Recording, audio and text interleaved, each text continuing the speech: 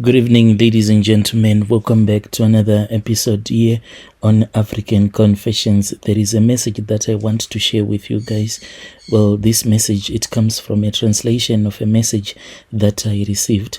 Apologies, because most of the times we are unable to respond to all of the comments. It is because sometimes we'll be busy trying to upload more episodes. So the message that I want to share with you guys, it reads like this.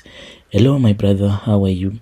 I am a woman who is only aged 35 years old. I do not have any child at all because of some of the things that my grandmother used to do to me when I was still young. So I am just guessing, maybe the rituals that she did on me, on my body, maybe that is what is making me to not to be able to have a child, even though I have entered into multiple relationships, but still I have felt to give the guy that I'll be dating or be married to at that time a child. So my brother, I was adopted. I can say that I was adopted by my grandparents when I was only 2 months old. For me to end up being adopted by my own grandparents, it was because my mother's relatives, when they found out that my mother, she had fallen pregnant, they said that she was such an evil woman and they kicked her out, and they said that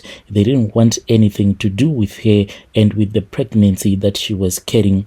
My mom was quite a stubborn woman. She had refused to have an abortion. This was after the man who had impregnated her had asked her to do an abortion, and he was willing to give my mother and her relatives a huge sum of money.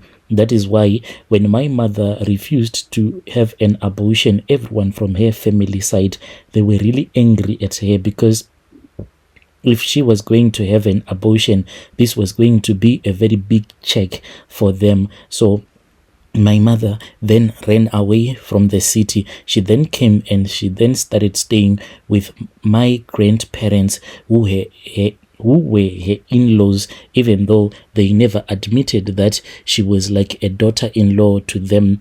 The reason as to why my mother's relatives didn't want to believe that all of these things that had happened, she was actually the victim, it was because they used to go to that same church where the man who had abused her for a very long time was the main pastor in that church. My mother, she used to work as a maid for my father, who was the pastor, and he was the one who had been abusing my mother all the time.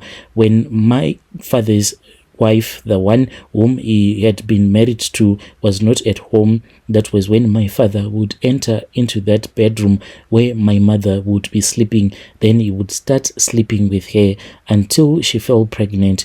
After she had fallen pregnant, when she tried to report this matter to the church elders, they said that my mother was the one to be blamed. In those days, they would say that if a woman would be abused when she was wearing a very short skirt, then the blame was supposed to be laid upon her, because she would have seduced the men that would have ended up abusing her. This is what they told my mom.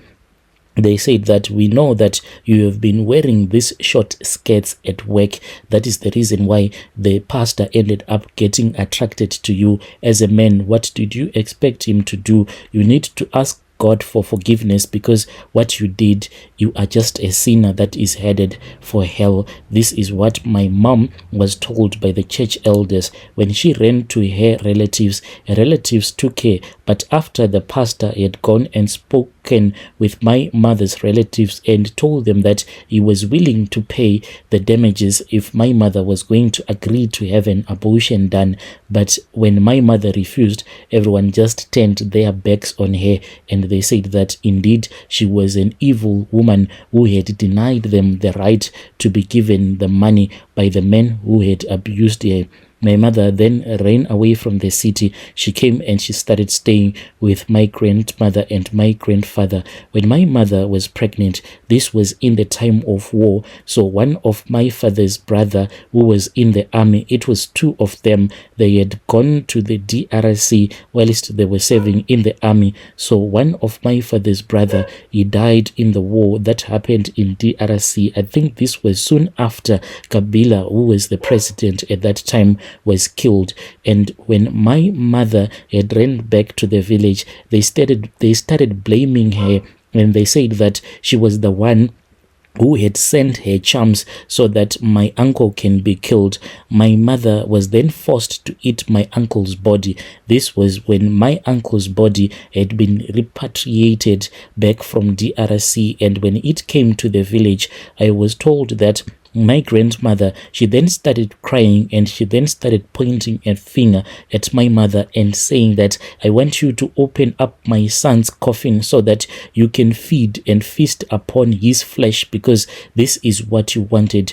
This is the animal that you have hunted down. Why are you not happy? Why are you crying? Why are you not smiling with the rest of the witches in this village that you made a plan with so that you can kill my son? So all of the words that were said at the burial of my uncle, the stress was just too much for my mother, and I guess that her body could not take it anymore. By the time that my mother gave birth, stress had affected her so much that she died. My mother passed away when I was only 2 months old. When my mother passed away, it was said that my grandmother once took me, and when she took me, she said that she wanted to throw me into a black toilet. Like back in the villages back home in Zim, we use these black toilets whereby it will be a pit, then a toilet will be built on top of that pit.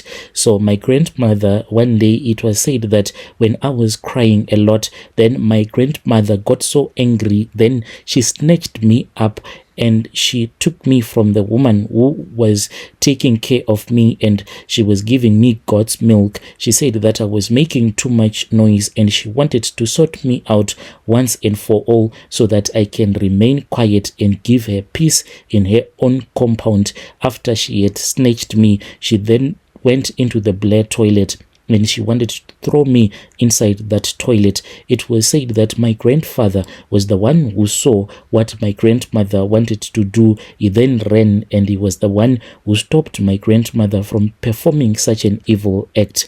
I was just hated so much by my grandmother, Brother Nashi, and just before my father and his wife, the one whom he was already married to at the time when my mother was working for them, and when she had fallen pregnant for him. After that, when she was kicked out of their home, they returned back to the village. And when they returned back to the village, they were about to travel to Australia. So they came to the village for a ritual. This was quite surprising for a man of God and his family to come to the village to perform a ritual so that they can travel safe to Australia. So they were made to speak with our ancestors. So before they had started speaking with our ancestors, I was told that they had to have a cleansing ceremony done on them, and I was told that I had to go and fill up a big drum with water. This water, my brother, I was not supposed to take it from a well that was there in my grandparents' compound, but they told me that I had to go to the river. This river, my brother, it was really far from where my grandparents' compound was. I can say that one had to walk for about 45 minutes through the bushes whilst you will be going to that river to fetch the water. They told me that I had to wake up the next day so that I can fill up this big drum of water, because the traditional healer, he had arrived on that same night. So the next morning they had to be cleansed, and they had to be cleansed with water from the river. To show you that these people, they never loved me. My father, he had a nice car which was able to load that drum filled with water, but he refused to drive his car to the river so as to fill up that big drum. He said that this was my job. So with a 20-liter bucket of water, throughout the night, I was busy filling up that big drum with water whilst everyone was fast asleep. So my grandmother told me that I had to wake up. This was somewhere around 3 a.m. even though I didn't have even a watch to check the time, but we used to call it mashambanzo in the village. This is how we used to define time. So mashambanzo, it is the time when elephants will come to the river so that they will be drinking water from the river. So we used to hear them calling out like that sound that the elephant make, so we will know that it is somewhere around 3 a.m. So when I listened and when I heard that the elephants were now drinking water from the river, I then woke up and I took my 20-liter bucket and I started going up and down the river as I was fetching water from the river. It was one of the most traumatic thing that had ever happened to me. It was the most traumatic time in my life. I was like literally walking in the dark. I didn't have anyone to accompany me. I had to do it all alone. So my brother, as I was busy walking up and down fetching the water and filling up that big drum, I kept on feeling as if there was someone that was following me. So this person, when I would look around, then that person will stop moving. It then happened that when I was about to go and collect the last bucket of water, I then saw a woman. This woman, my brother, I think that she was my mother. She was also carrying a bucket of water. She came and she filled up that big drum with water. At that time, I had gone to get something to eat from the kitchen, for I was really hungry. I had done this for many hours whilst I was filling up this drum. So when I returned back from the kitchen, that was when I saw that there was a woman that was wearing white clothes and she was standing by that big drum and she was actually emptying the contents of that bucket that she was carrying on her head into that big drum. She looked at me, then she ran away. This thing that I had seen, it was really scary, and since I was really young, I never thought that maybe this was the spirit of my mother that was really assisting me. What happened early in the morning was that before the sun had risen up, then my father and his family, they were all woken up, and I was really sleepy. Even when my grandmother was insulting me, I was too sleepy so as to wake up. I just left them whilst they were being cleansed by that traditional healer. They were made to bath, all of them, in a single place whilst they were naked. But what they were doing was that the water that was being used to cleanse them and to wash them, it was then being put in another drum again. It didn't fill up the drum like it had once did, but after they had been cleansed, they never waited like for the sun to rise up. They all got into their car and they left for the city. Since that year, I have never seen my father and my brother. What my grandmother made me to do is that each and every night, until I had emptied that big drum that was filled with water that had been used to bath them, my grandmother would instruct me to go and pour all of that water at the grave where there were a lot of graves, and these graves, they were graves of my father's relatives. Why I was made to do this, I do not even understand. After my grandfather had passed away, he was the one who only loved me. He was the one who used to rescue me whenever my grandmother will start insulting me, and when he will tell me that she wanted to beat me up, my grandfather will come to my rescue. When I saw that my grandfather had passed away, I then decided to run away. So I just ran away, my brother, at a very young age, and I went to the city. A lot of things happened to me, my brother, throughout the years. I have stayed with so many men, different men, until I reached a point whereby I saw that I was sick. And when I went to the hospital and I found out that I was HIV positive, I was not even surprised, because I knew that with all the men that I had stayed with, there was a big possibility that the reason as to why I was sick like that, there was someone who had infected me.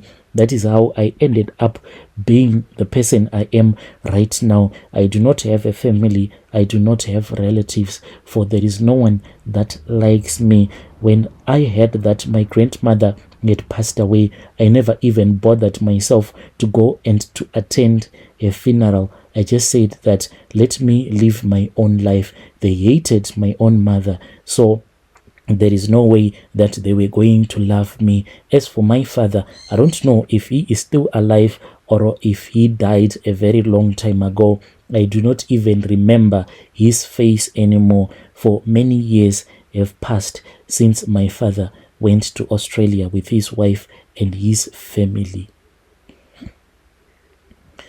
Your dear listeners, right there was a message that was sent to me by our dear sister. Such a sad story, such a sad story. Please let us talk about this issue in the comment section.